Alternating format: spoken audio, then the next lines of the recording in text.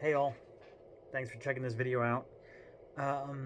This video is going to be about some basic habits um, for a depressive episode, which I have found helpful in the past. And just to give the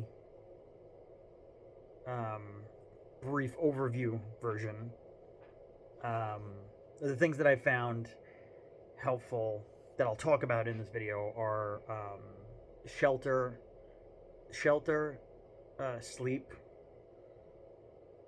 food or nutrition, hygiene, exercise and physical wellness, and organization. And I may throw in another one or two as I talk about things, but that's the framework. And the other thing to mention about this that's super important is I'm living this right now. I'm not coming to you as somebody who's trying to be like, here, take this, it's gonna help you. I'm literally living this experience right now. I wanted to share my experience. It may or may not be helpful. And the other important part about this is I'm not here to sell any false hopes or anything like that about why you should do this. I can share why I'm doing it for myself. But the point is, I don't have any agenda as to, talking about like how do we build meaning in life or anything like that. This is purely from like a practical standpoint. For me, what's my driver right now is I've been in depressive episodes before, and I've let myself spiral or like get things to get worse, and I've ended up in bed for 6 months. Now, when I start to see myself spiral, I realize there's only more suffering if I let that happen. There's only me being in bed and not being able to get out of bed to really and not being able to really function is just more pain and suffering for me. So I might as well try to, have these basic habits that can at least make my experience of life a little bit better. And also, who knows? Who knows about what can happen once I get, a good environment, and not sure exactly how to say it, but just get to a slightly better place for myself. Because once those habits go away, and once I start to spiral, everything gets harder, and I get to a place where I can't help myself. And that's the other important thing to realize is like, some people, whether you have a support system or not, support systems are great, but it's never great to spiral into a place where you can't even help yourself anymore. And I've been there, and I've been fortunate enough to have support systems. I wish the same for everybody. But I also I want this to be like a realistic take on depression and like practical steps. So that's my little preface there. And also, again, I'm living this experience right now. No one is perfect. I think the important part is like having that desire to not suffer more and not make things worse at the very least. So for me, I realize I'm like, there's no benefit to me letting myself get worse. And it's tough. It's not an easy thing. Some days, like today, getting out of bed was tough, but all we can do is try our best. All we can do is try our best and move forward, hopefully with less suffering. So to get to the habits, the first one that I'm going to talk about, which I wasn't going to add to my list, but there's something to be said for that, is shelter. I wasn't going to add it to the list because I often don't. I have a support system where I don't have to worry always about shelter, but I have had experiences recently where the thought came up of what if I didn't have shelter. And shelter isn't just a roof over your head, but it's also, are you in a safe space? Are you in even just a comfortable space to some degree, to make things easier for you? Because as you know, as humans, I think the environment you're in every day, whether it's physical discomfort or mental discomfort, that will quickly add up and make it very hard to make any progress, or just to be in a place where you can be, peaceful at least and not suffering. I don't have good answers for shelter, like good practical steps, because I haven't really had to deal with it myself. But what I wanted to say is, I think it is important to think about and be realistic about, is my current situation where I am supporting me?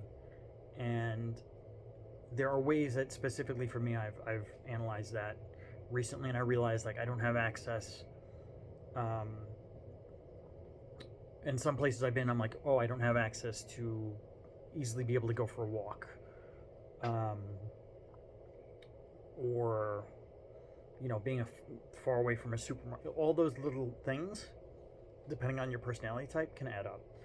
So for me, if I'm in a place where I can easily go outside, get sunlight is super important for me specifically, so that helps. So shelter is to say, it's your environment really has a huge impact on you. So I hope everyone can get to a comfortable environment for themselves. I know it's not always an option, but something to at least consider. The next one is sleep, which is what I've been dealing with recently, and it's what made me notice that I'm starting to spiral. Sleep is the basis of everything.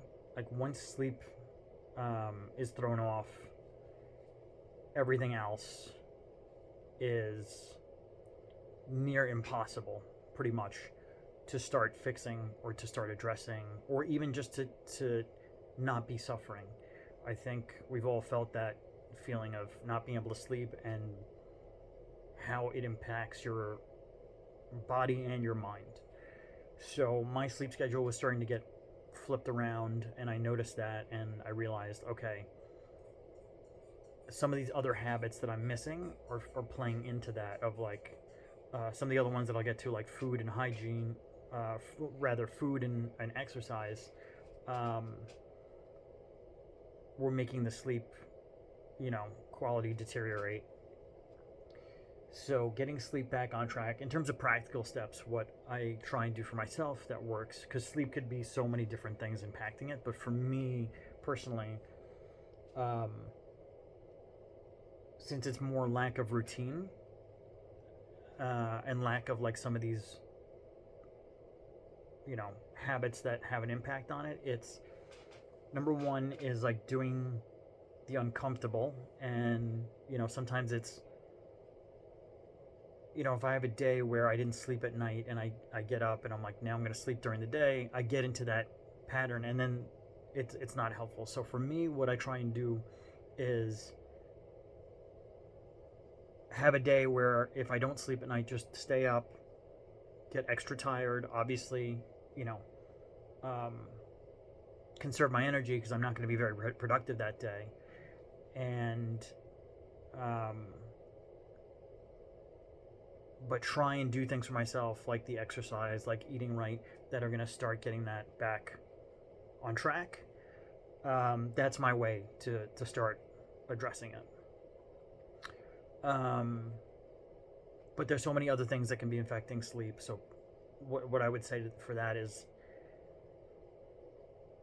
yeah, you really have to be thoughtful about what has changed in my life, what getting down to figuring out the reason, and then from there doing research on what you can do, whether it's going to the doctor or whatever it is. Sleep is number one, really,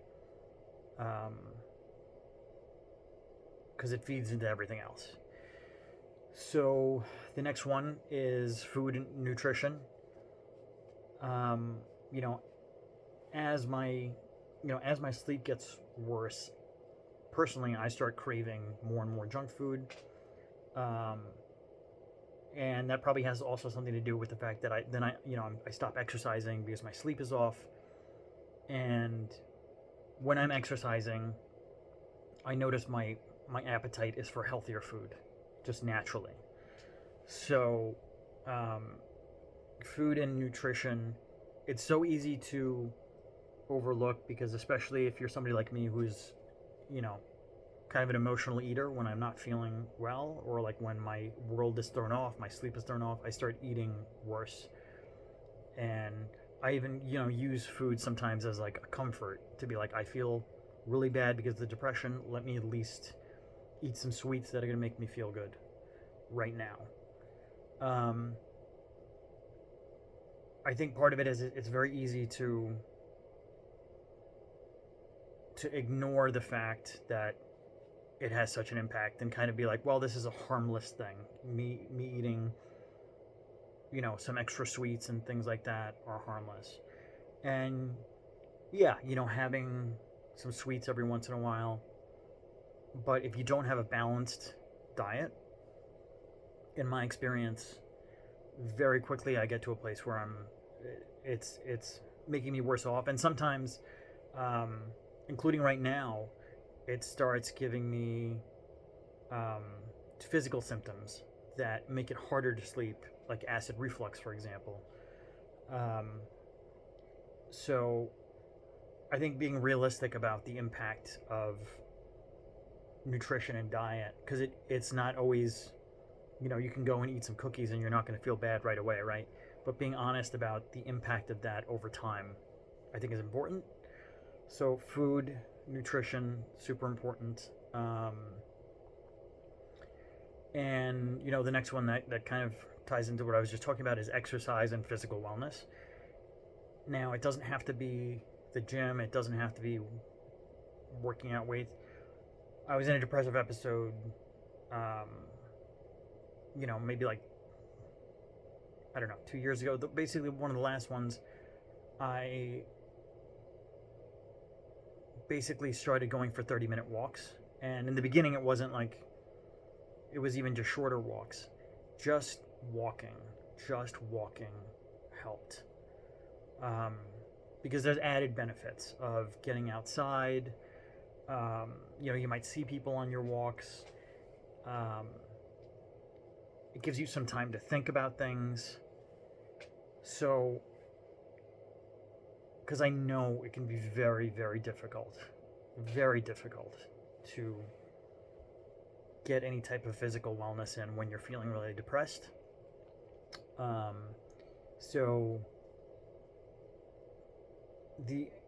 if you're somebody who's exercised before and you're trying to get back to that, which, like, for myself, I am as well. What I've noticed is, with my anxiety and my depression, it makes it harder, because I can go into the gym and then I just feel like, if I haven't been there for a while, I'm like, well, so many things start to feed into my head of like, whether I have the energy to do this, and then my anxiety kicks in of, there's a lot of people here, and I have to like interact with people when I might not want to.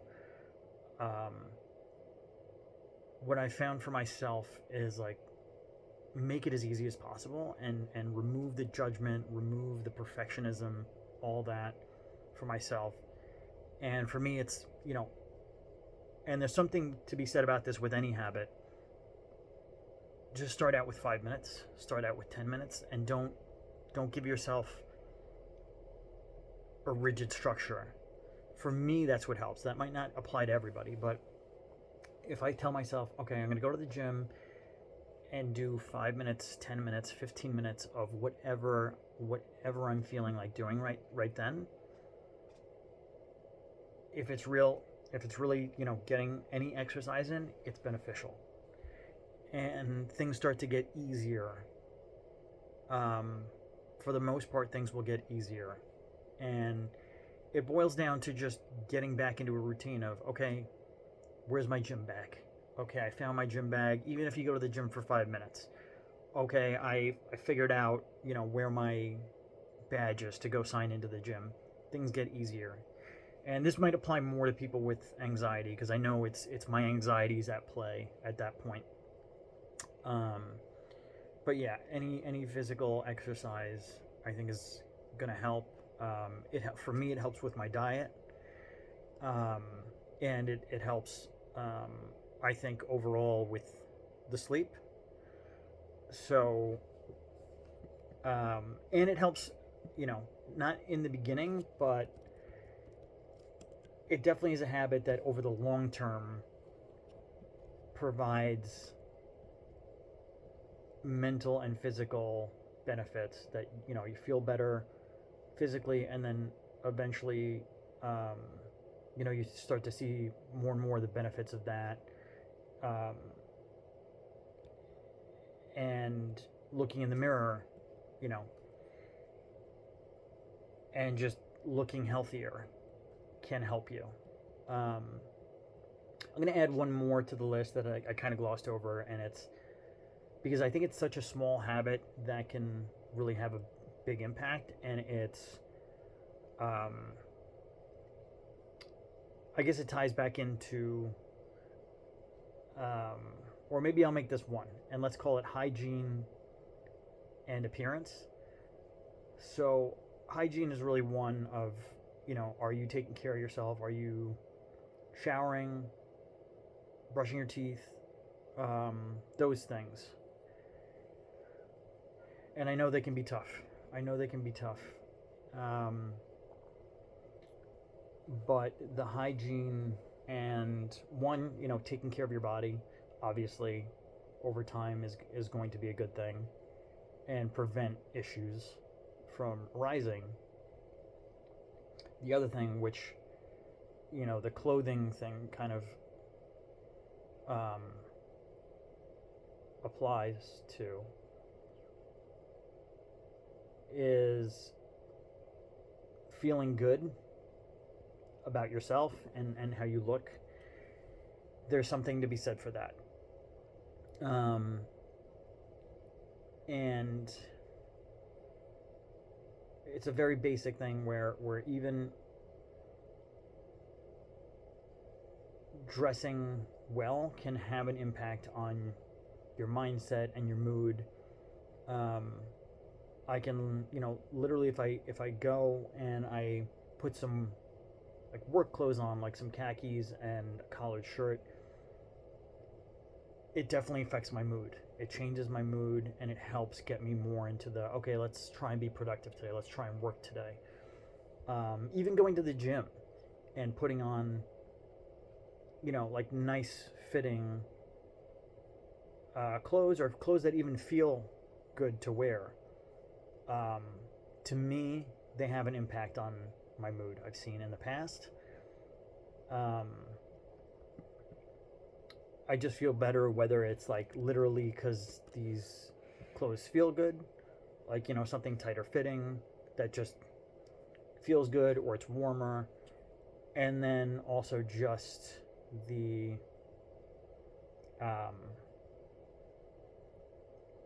I guess, psychological impact of clothes. I can't really explain it, but I know it has an impact for me. And I know it definitely helps, and it's such a small thing to be able to try rather. So hopefully it works for other people. And then the last one I'm going to talk about is organization, which I think all these other habits kind of build into in a way. But getting things organized a little bit, both,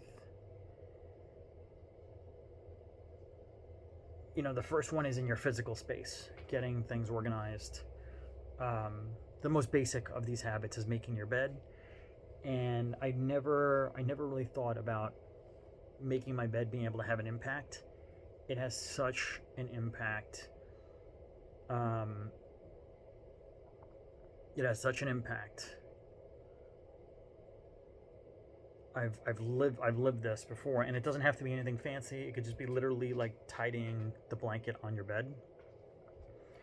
And when I was doing a little bit better, I would do that, and I would come home sometimes, and the bed would be made, and there's just such a good feeling about that. I can't explain it. What I would say is give it a try and see if it helps. And the other thing is, to try and stay out of bed. That can be helpful as well. Of setting that, and I guess this kind of goes into like organization and a little bit of like routine, getting out of bed, and starting to have a little bit routine about like what time you do things at. That's part of organization too. To at least try and stay out of bed, and get these other habits going of, okay, I'm going to try and go for a walk, this morning or this afternoon. I'm going to try and make myself a healthy meal. I'm going to go to sleep at a certain time. All of that organization around your habits and around your life. Hopefully starting with the other habits will make it easier to start doing that. You'll start to see some benefits, but organizing your physical space is the first step. And at the very least, and if we're being real here, I'm being very upfront and honest, because I've been there in cases where it's like, okay, I have 5 coffee cups from the past 5 days on my desk. I don't like to admit that, right? I don't like to admit that my depression gets that bad, that I have 5 coffee cups, sitting here, and it's either, just go throw them in the garbage, or, go and put them in the sink. I've been there. This is to say I've been there. Let's be real about depression, and hopefully some people can relate. And what I've noticed for myself is the impact of just, even if your space isn't really tidy to begin with, the impact of just making sure it doesn't get really unruly, and keeping the dishes, either throw out stuff you're not using, at least put the dishes in the sink. There's just something, whatever it is, whatever that it's a human thing or whatever, to get up and, like, for example, go to your desk and see 5 coffee cups from the 5 past days. There's just something that when you see that, I think it doesn't help. It only weighs you down. And so I started doing that for myself now, is like, all right, get back to the habit of keeping a clean space. And it helps. It pays off right away, as I feel better about myself, for keeping that clean space. But it's for me.